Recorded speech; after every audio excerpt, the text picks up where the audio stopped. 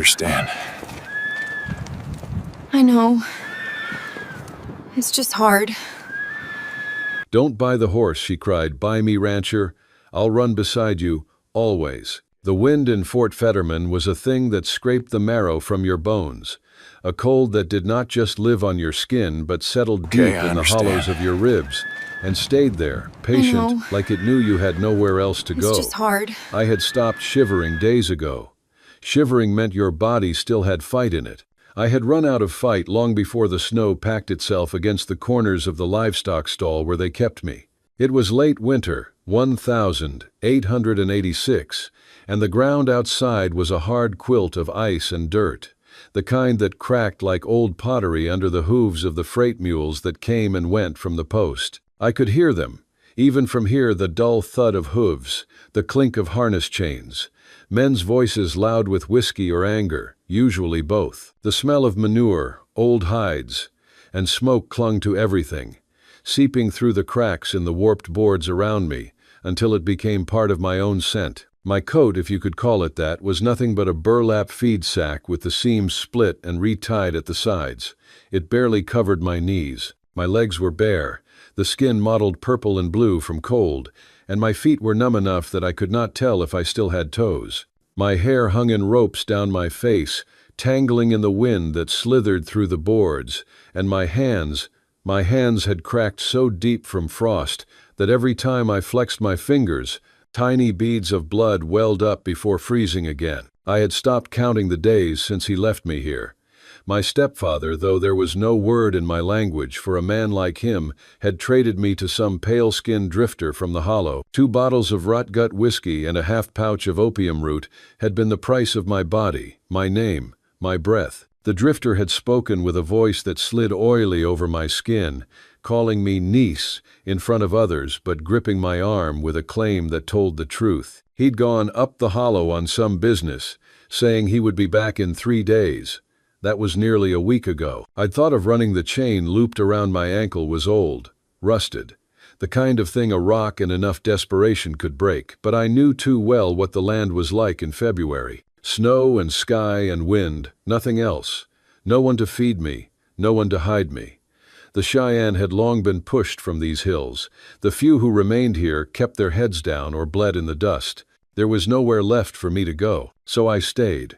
I stayed because the cold was easier than the chase, because the humiliation of being tethered like a half-broken colt was almost gentler than the punishment that would follow if I was caught again, because part of me, the part that had survived Sand Creek, the part that had watched soldiers burn the lodges and shoot into the backs of women running through the cottonwoods, had learned that sometimes the safest thing was to make yourself small, invisible, and wait for the wind to change. That morning, I heard the slow drag of boots through the mud and the low snort of a mule outside.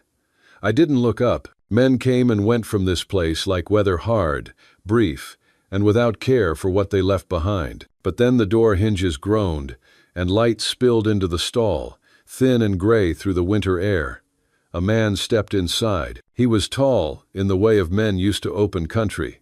His shoulders pulled forward slightly under a patched coat that flapped around his legs when the wind caught it. His face was weathered, not just from the cold but from years of squinting into a sun that had burned the color into his skin until it was almost the same as the earth.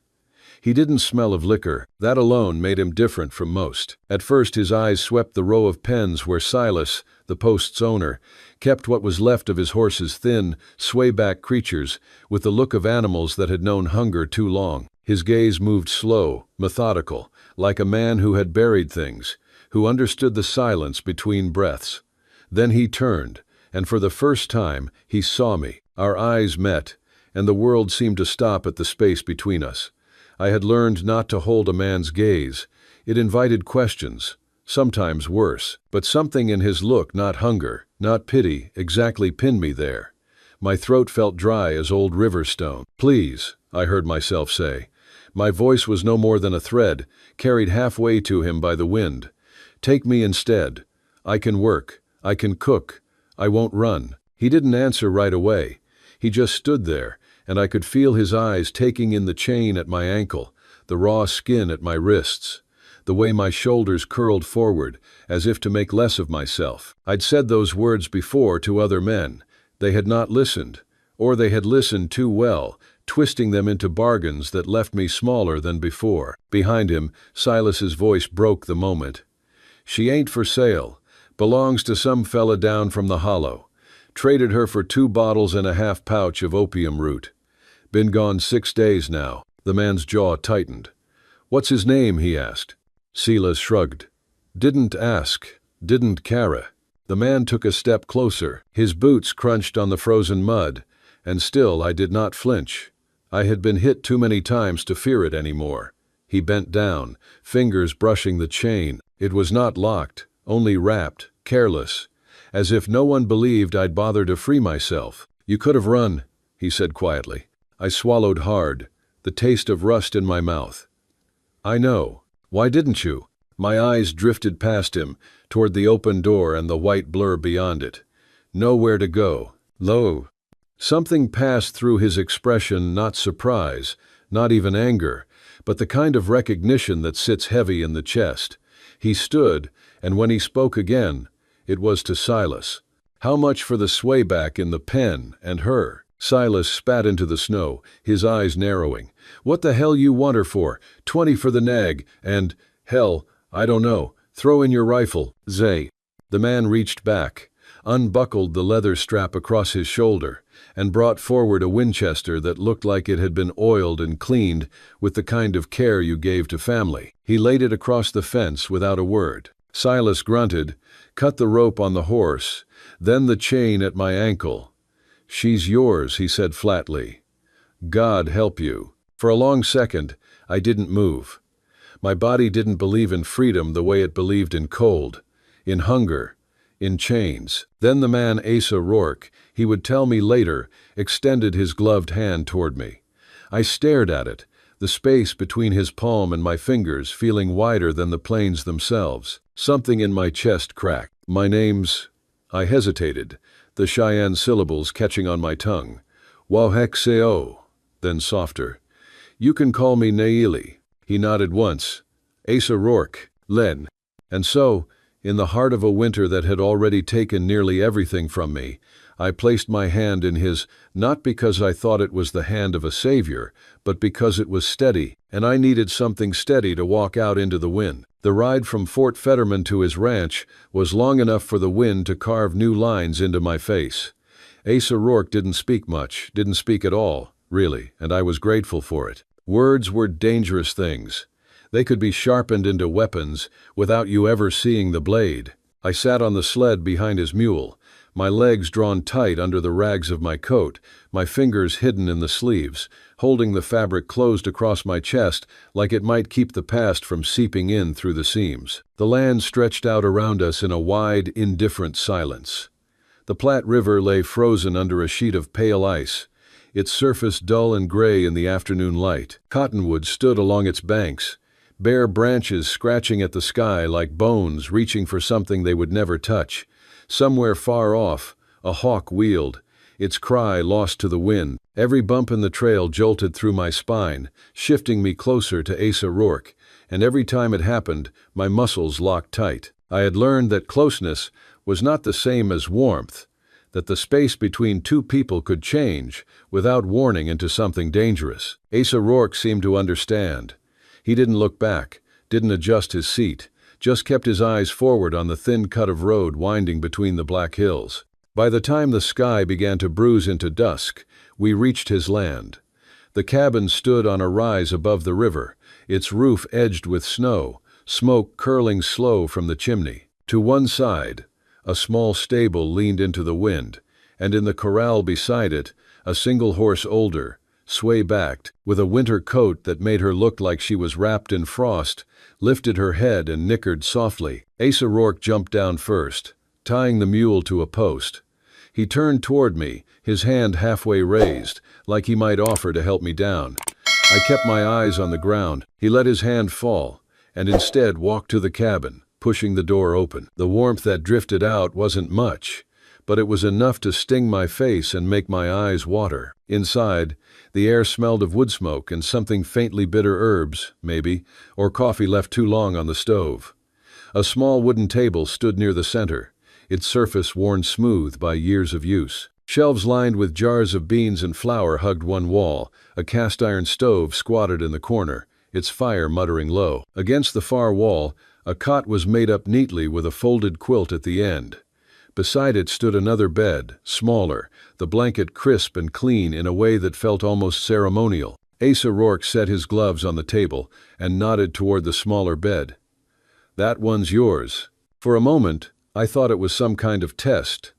My stepfather used to promise a place to sleep, only to take it away when I least expected. My eyes darted from the bed to him, waiting for the trick to show itself. But Asa Rourke had already turned away, lifting the lid off a kettle on the stove and stirring whatever simmered inside. "You hungry?" he asked without looking at me. I hesitated, then nodded, a small, stiff movement. He ladled soup into a tin bowl, set it on the table, then filled another for himself. No blessing, no demand for thanks, just the scrape of metal on wood as he took his seat. I sat opposite him, my back straight, my spoon gripped tight like it might fend off whatever came next. We ate in silence. His eyes stayed on the flames in the stove, mine on the cracks in the tabletop. Every so often, I'd glance up, expecting him to be watching me the way men did when they wanted something, but his gaze never came my way. When my bowl was empty, I set the spoon down and wrapped my coat tighter.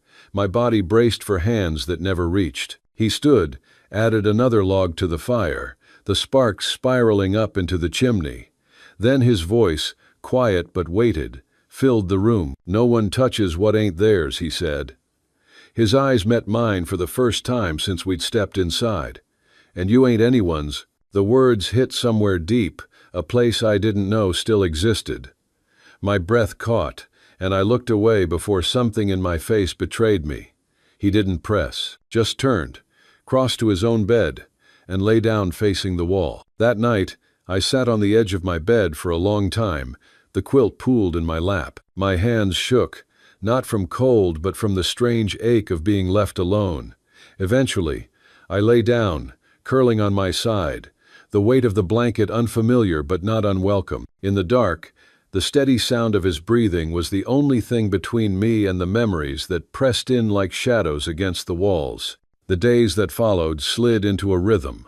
Morning light came slow over the hills, and with it chores. Asa Rourke showed me how to stack kindling in the stove so it caught without smothering the flame, how to haul water from the well without spilling half of it on the way back. I swept the floors, my bare feet whispering against the boards, the bristles gathering more dirt than I thought possible from a space so small. He worked outside most of the day, mending fence rails, checking traps, tending to the horse. Sometimes I'd watch from the window, not because I was curious, but because the sight of someone moving through the cold with purpose made the wind feel less empty. We spoke little. When he came in at dusk, he'd wash at the basin, hang his coat, and eat whatever I'd set out. If I fell asleep by the fire, I'd wake to find a blanket draped over me. If he came home late, I'd leave stew on the stove, still warm, without a word. It was not friendship, not yet, but something quieter, the first thin threads of trust, spun from shared silences and the unspoken agreement to leave each other's ghosts alone. I never asked why he'd given up his rifle for me. He never asked what the chain around my ankle had meant. That, I began to realize, was his way of offering safety, not by prying into the wounds, but by making sure they didn't get torn open again. At night, lying in the narrow bed, I'd listen to the wind press against the cabin walls, the timbers creaking like an old man's bones. Some nights it was a howl, others just a sigh. But it was always there, and somewhere in the dark, I would remember the words he'd said on that first night, "You ain't anyone's," and I'd wrap them around myself like another quilt, a thin shield against the cold I still carried inside. The storm came in like a thing alive, crawling down from the Medicine Bow Range with a roar that sounded almost human, a long, low howl that rattled the shutters and set the pine trees groaning in their roots. The air had been heavy all morning, the kind of stillness that makes you want to speak in whispers. But by afternoon the wind had risen sharp enough to cut the breath from your throat. Snow came sideways, in sheets so thick it erased the line between sky and earth. I was inside, mending a tear in one of Asa Rourke's flannel shirts by the fire, when I heard the first crack from the barn. Not a clean break, more like the splinter of wood forced past its limits. Then came the frantic whinny of a horse, high and wild, the sound of hooves pounding against stall walls. I dropped the shirt without thinking and pushed the door open. The cold hit me like a slap. The wind ripped the breath from my lungs and threw snow into my eyes until they stung, but I could still hear it, the panicked scream of the bay filly we'd only just started to train. I didn't stop to think why Asa Rourke wasn't already there. I only knew she would hurt herself if no one reached her. My bare feet hit the snow like stepping into knives, but the pain didn't matter. I pulled my coat around me and ran, head down, pushing into the gale. Somewhere in the white blur, I saw movement, a dark shape bursting from the barn, the filly bolting straight for the ridge beyond the pasture. Her legs churned through the drifts, snow spraying up in clouds around her. I screamed, but the wind shredded my voice into nothing. I ran harder. The ridge was a dangerous place in winter. The snow drifted deep there, hiding rocks and sudden drops where the land fell away into the ravine. The filly's hooves caught in a tangle of frozen roots just as she reached the edge. She thrashed, eyes rolling white, breath coming in huge, terrified clouds. I dropped to my knees beside her, the snow biting into my skin through the thin coat. "Easy," I whispered, my voice breaking with each breath. "It's all right, girl. Easy now." My hands went to the roots, trying to free her leg. The bark tore at my fingers until they bled, the hot sting of it dulled by the cold. My hair whipped across my face, sticking to my mouth. I pressed my shoulder against her flank, trying to keep her from wrenching herself worse. She fought me at first, jerking and trembling, but something in my voice, or maybe my stillness, made her slow. Inch by inch, I worked her hoof free. The moment she was loose, she bolted past me, limping, back toward the barn. I tried to stand, but the ground shifted under me. The edges of the world tilted, and I realized I couldn't feel my hands. The wind roared louder, like it wanted to tear me out of the snow and fling me into the ravine. My knees gave way, and I sank down, the white closing in from every side. Somewhere far off, I thought I heard my name, or maybe it was just the storm. Then arms were under me, lifting me up like I weighed nothing. Asa Rourke's voice, rough with something more than the wind, cut through the cold. "Got you." I felt the slam of the cabin door, the sudden dimness, the roar of the fire as he threw more wood on it. I didn't know what happened first, the blankets, the quilts, the sound of him cursing under his breath as he peeled the coat from me and saw my skin. His hands were quick, but not careless, stripping away the soaked dress, wrapping me in layer after layer until I was swaddled tight. Heat came slow, almost painful, seeping into my bones in waves. My teeth rattled so hard I bit my tongue, tasting blood. He brewed something sharp and bitter-smelling on the stove, nyeli bark and fever root, and spooned it between my lips, his other hand steady on my shoulder to keep me from spilling it. The fever came by nightfall. My skin burned and my breath turned shallow. I drifted in and out, the sound of the wind outside replaced by the soft scrape of a chair against the floor as he moved closer. Every time I surfaced, he was there sitting beside the bed, my hand in his, not tight, just anchored. I don't know how many hours passed like that. I remember the cool press of a cloth to my forehead, the rasp of his voice telling me to drink, the strange gentleness of his thumb brushing the back of my hand as if it was the only part of me that wouldn't break. On the morning of the third day, the fever broke. I opened my eyes to the sight of him slumped in the chair, head bowed, still holding my hand. The fire had burned down to embers, and snow whispered against the window. My voice was raw, but I forced the words out. "Why did you bring me here?" His eyes opened slow, as if he'd been expecting the question. There was no hesitation in his answer. "Because you weren't done being alive yet." It wasn't a speech. It wasn't even comfort. Not in the way most people meant it, but it was the first thing anyone had said to me in years that didn't sound like a bargain or a lie. I felt the heat gather at the corners of my eyes, and I let it fall, the tears soaking into the quilt. I turned my face toward the sound of the fire, letting his words settle in the space between my ribs. Something in me, something I thought had frozen, solid shifted, just enough to remind me it was still there. It was a week after the blizzard when I first heard the sound hoofbeats, sloppy and uneven, like the rider was leaning too hard to one side. The snow had begun to pull back from the edges of the pasture, revealing patches of black earth, and the air smelled faintly of thawing pine. Asa Rourke was in the barn, mending a harness. I was inside, folding the last of the clean linens, the fire warm at my back, when that rhythm reached my ears. It was a sound I knew before my mind could put a name to it. My hands froze over the fabric. My chest went tight, the air in the cabin turning thin. I stepped to the window, the old glass warping the world outside, and there he was, Jedediah Stone.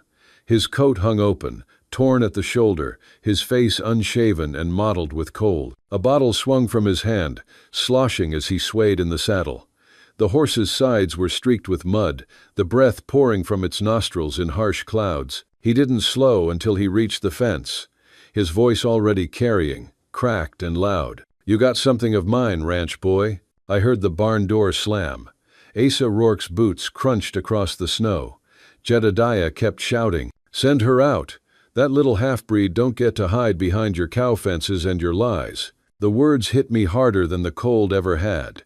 My breath came fast and shallow, my fingers digging into the windowsill. My legs wanted to run, but there was nowhere to go that wouldn't lead straight back into his hands. He dismounted clumsily, stumbling toward the cabin steps. "You hear me? She's mine. I fed her, clothed her. She owes me." The front door swung open before he could pound on it. Asa Rourke stepped out, his rifle in his hands, held low but ready. His voice was steady, quiet in a way that made the air feel heavier. "You're not welcome here." Jedediah squinted at him, eyes bloodshot and wet. "That her hiding in there like she's got worth? You think you're some savior?" He took a step forward, and Asa Rourke raised the rifle, the barrel leveling with Jedediah's head. "You touch her, you bleed," Asa Rourke said. "You speak her name, you die." The wind carried the silence that followed, heavy and sharp. Jedediah's lips twisted into something like a grin. "She's mine," he barked, and in a flash of movement, a knife appeared in his hand. The shot cracked through the air before I could breathe. Jedediah screamed, dropped to his knees, clutching his thigh where the bullet had torn through. Asa Rourke was on him in 2 strides, grabbing the collar of his coat and dragging him across the snow like a sack of spoiled grain. Jedediah swung once with his free hand, but Asa Rourke ducked it and brought the butt of the rifle down hard against the side of his head.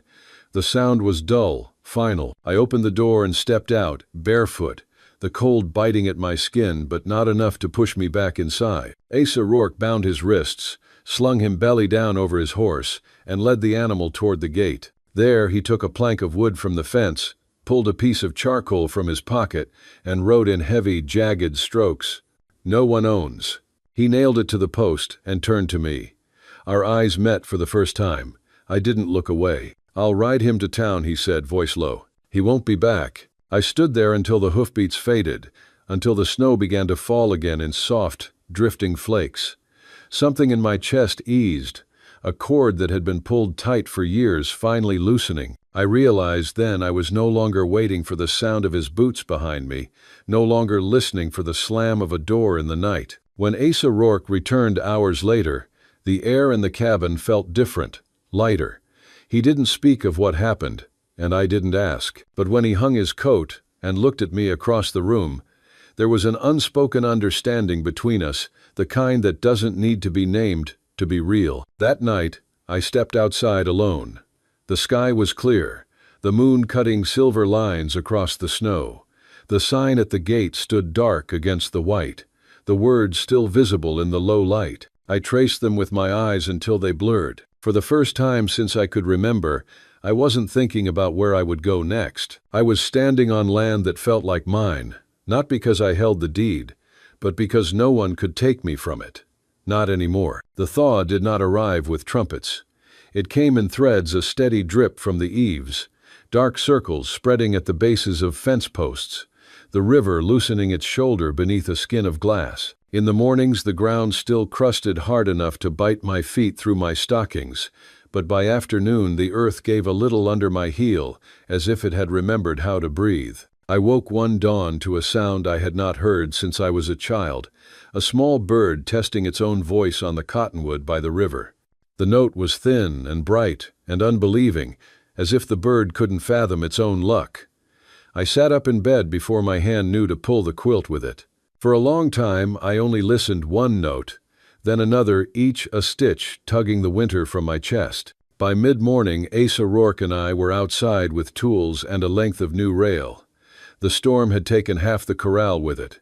The rest leaned like an old man. We set the posts first, digging in soil that oozed cold as a wound, bracing the uprights with scrap while the holes swallowed our shadows. Asa Rourke worked with a low patience, measuring 2 times for every one cut, his attention the kind that made you want to bring your best, even if your best was a crooked board and a steady back. He didn't hover. He handed me the auger and let me find my own weight against it, my palms burning with the twist. When my arms trembled, he didn't take the tool away, only rested a hand at the small of my back the way you steady a skittish colt, no pressure, just the knowledge that if I pitched, something would be there. I thought about how many times I'd been touched by hands that announced themselves with claim instead of care. I bit the inside of my cheek and leaned harder into the work. We built until the sun slid low and yellow through the cottonwoods. That night I fell asleep too fast to pull the quilt up to my shoulders, and I woke in the dark to find it already there, tucked under my chin, the room blue with moonlight. I did not say thank you. I did not need to.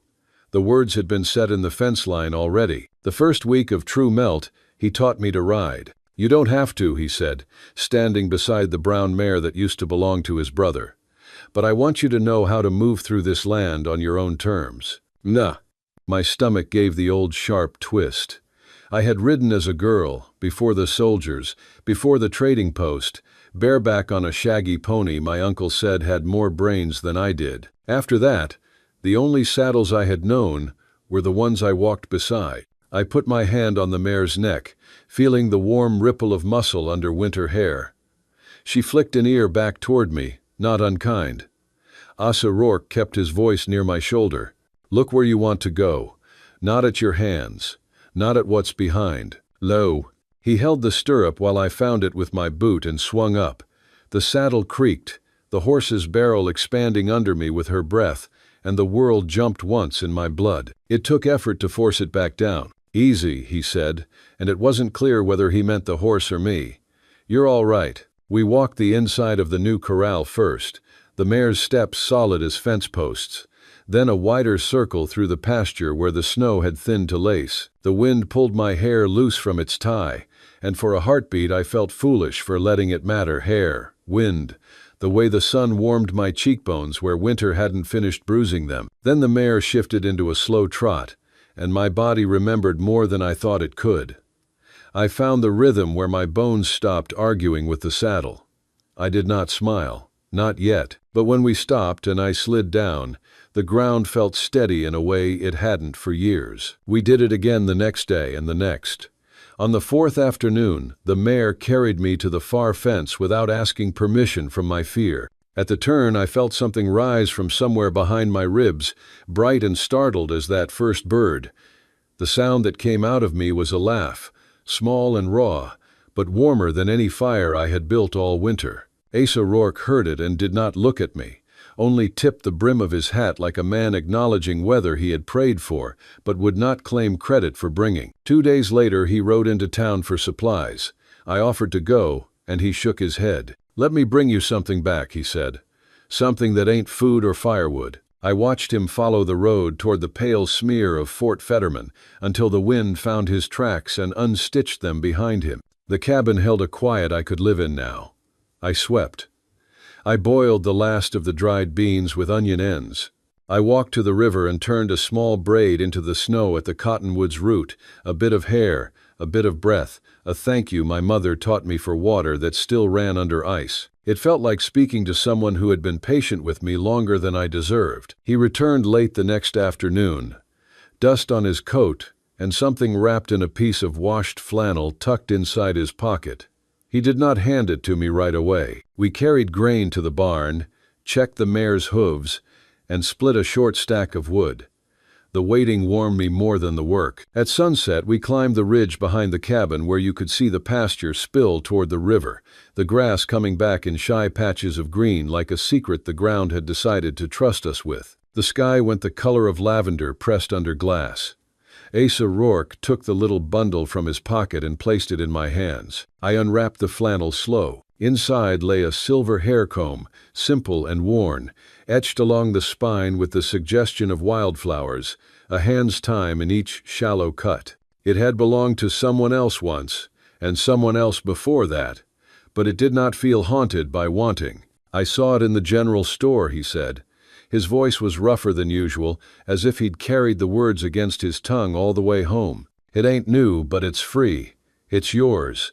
No one paid for it with you.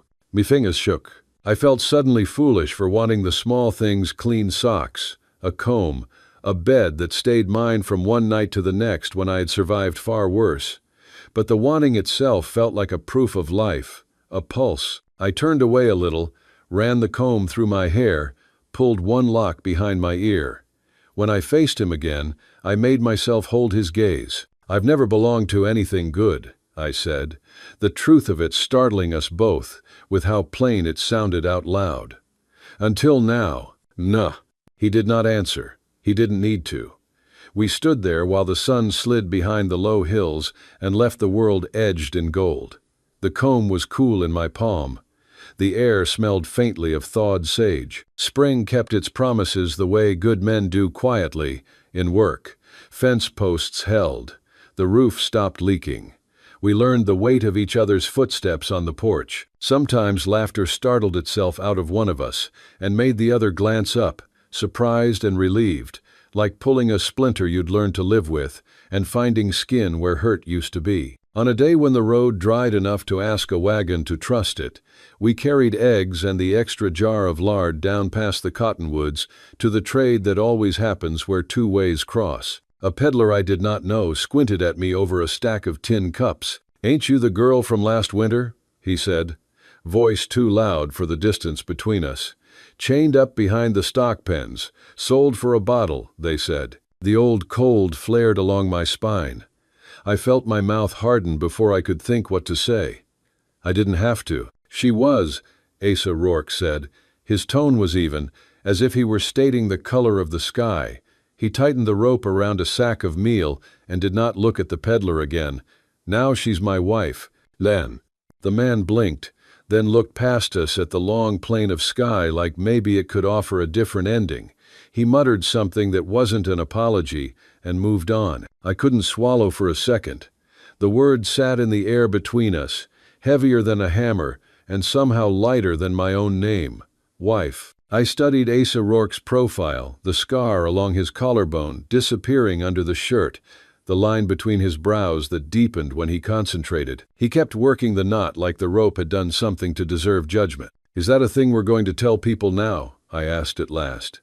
My voice came out softer than I planned. He didn't flinch. "It's a thing that's true," he said. "We had no preacher. I had no white dress. I had a flour sack skirt I'd restitched into something that respected my legs, and he had a shirt without missing buttons." We stood under the cottonwood by the river the next evening, just the two of us. The tree had put out its first sticky buds.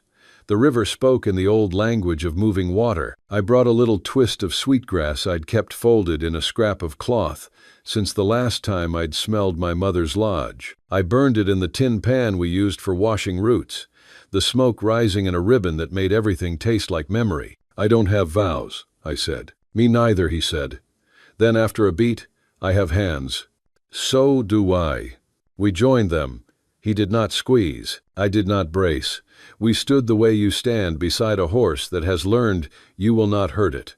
After a while we kissed, gentle as a clean shirt, shy as the grass pushing up between stone. The horses in the corral lifted their heads but did not comment. We walked back to the cabin in a quiet that was different from the one we had shared all winter. Inside, while he stoked the fire because the evening still remembered frost, I slipped the letter from my apron pocket and laid it on the hearthstone. I had written it the night before, my handwriting uneasy, the ink catching where my hand shook and then deciding to flow. He glanced at it and then at me. "Read it when you want," I said, "or never. The words won't go cold." Then, later, while I brushed my hair with the silver comb and the fire made slow company in the stove, he sat at the table and opened the page. "You didn't save me," I had written. "You didn't ride in like a story and drive my ghosts out with your shadow. You stood still. You built something quiet and kind and strong and kept it open until I stepped into it. You did not ask me to be smaller than the space I needed. You waited for me to call my own name and hear it. You gave me time to choose, and I choose you today and the next day and the ones after, not because I owe you, but because I want to be where the wind has to work to take me from." He read it through once and then again, slower. He folded it careful and slid it behind the loose stone on the mantel where we kept small things that mattered more than they looked like they would. He didn't say anything. He didn't need to. He built the fire higher, not because the night asked for heat, but because the light made the room tell the truth about being home. I lay beside him with my head on his shoulder, my cheek finding the place where his heartbeat knocked against bone. Outside, the river loosened itself another finger width. The cottonwood held. The sign at the gate caught moonlight on its letters. "No one owns." I thought about how a house becomes a home not when you shut the door against weather, but when you know the person on the other side will not lock it behind you. I thought about how a name returns to your mouth when someone says it like a gift instead of a brand. Spring kept working. Grass took the pasture. Birds argued over a bit of string by the eaves. Some afternoons Asa Rourke found me by the river, knees tucked under my skirt, teaching myself to beat again with the small bag of blue and white glass he'd bartered off a freighter. My hands remembered the pattern my aunt taught me, a river line, a mountain step, and soon the old mare wore a brow band that said, "The land where we lived was not empty, not erasure, but a map that included me." When I finally looked up and saw Asa Rourke watching, leaning in the barn doorway with sawdust still in his hair, I didn't apologize for being happy. The wind moved through the cottonwood, and the leaves made the sound of a woman's dress brushing a lodge floor. It occurred to me, sudden and simple, that I had stopped counting exits. We were not healed. I don't know if people are, not in the clean way stories promise. The winter inside me had not given up all its snow. Some nights I still woke with my heart a rabbit in the dark leaning close. On those nights I felt for his hand, and he was there, not gripping, not fixing, just present. We breathed like two animals who had learned to share a fire without stealing each other's warmth. The promise of spring was not that it would cure what had happened. It was that green could return to a field that had been crushed flat, and that if you let it, it would. The cabin was still a cabin, 4 walls, a stove, a door that stuck in damp weather, but when I swept, the corners gleamed in a way that reminded me of an old word from my first language, home as a verb. A thing you do, a thing you make together and keep making. One rail, one laugh, one night of sleep that belongs only to rest. That was how we lived, in gestures and silences, in work and in the kind of ease that proves itself each day. In the morning, the river threw light at the ceiling. In the evening, I combed my hair with silver and left it on the mantel, not because I wanted to show it off, but because I no longer needed to hide. And when the wind came up and tried our door, we felt the latch hold and did not look at each other to see if it would. We knew.